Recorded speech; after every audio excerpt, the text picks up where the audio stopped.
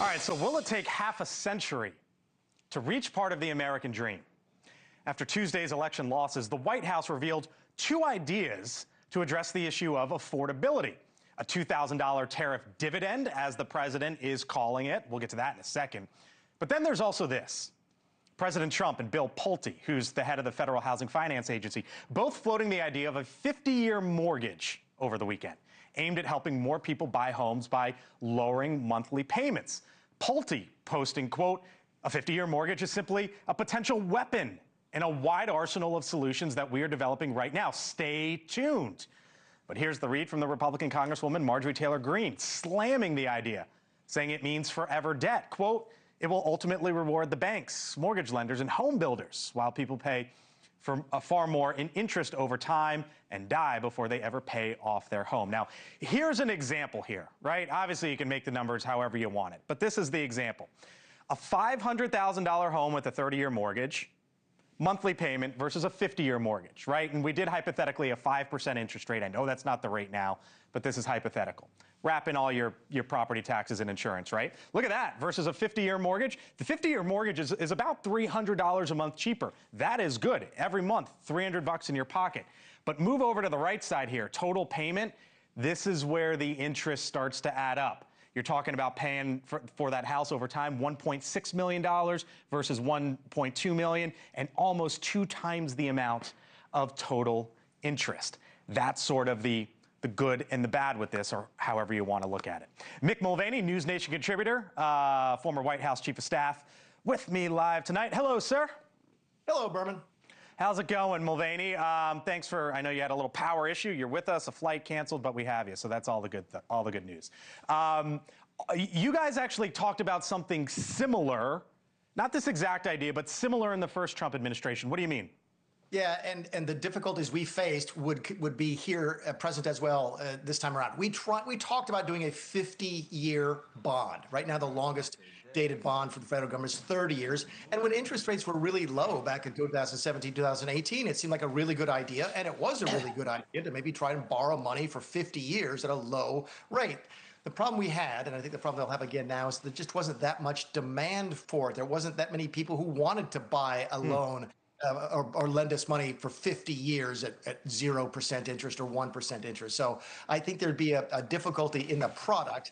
More importantly, I just don't think it would help lower the affordability of housing, but that's another story. So this idea of if it happens, what do you do, right? You're the former budget director. You know a thing or two about numbers. You also have kids.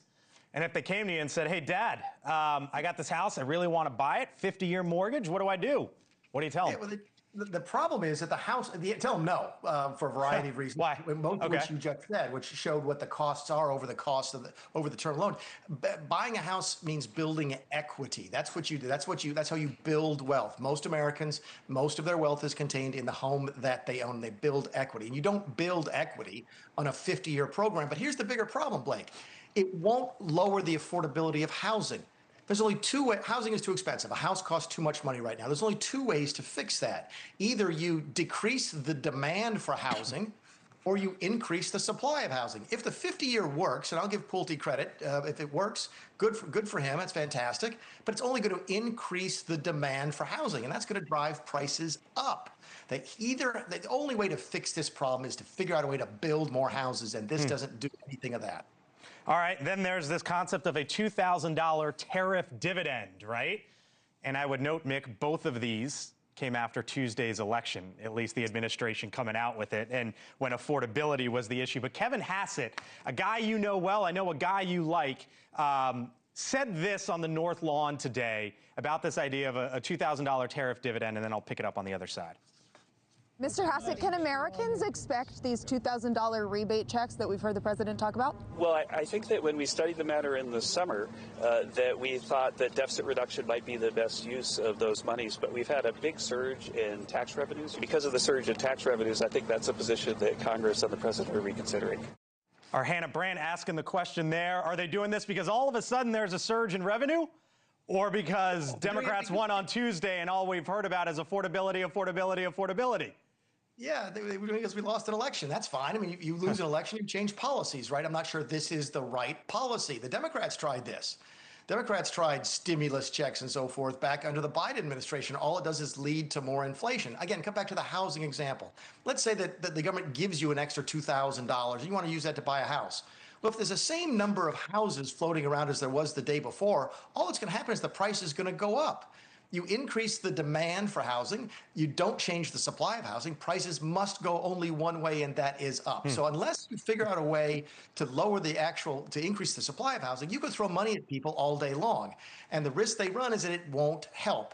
You give me an extra $2,000, if you're buying a house from me and I know you got $2,000 in your pocket from the government, I'm raising my price $2,000. Median earnings in Q2, Mick, of 2025 was $1,196 a week. You do the math on that, it's about $62,000 for the average American, so $2,000 extra. You're talking about basically an extra paycheck or all of a sudden about a 3% raise or so, if it happens. Hey, real quick, live look at the Senate floor. This is going to pass in the Senate, and then it goes to the House. What are you hearing from the House front? It's going to pass. Even the Republicans who said they would never vote for anything but the exact House bill have already gone online today on Twitter and X, whatever, and said they talked to the president, they're voting for it. Donald Trump is the single best whip I've ever seen when it comes to counting votes and delivering votes. He would deliver every Republican they need to pass this package in the House. My guess is they might get some Democrats as well. Mick Mulvaney will praise and be critical, as you heard there, both sides. Mick Mulvaney, thank you, sir. Good luck with the flight tomorrow, buddy. Thanks, Blake. All right.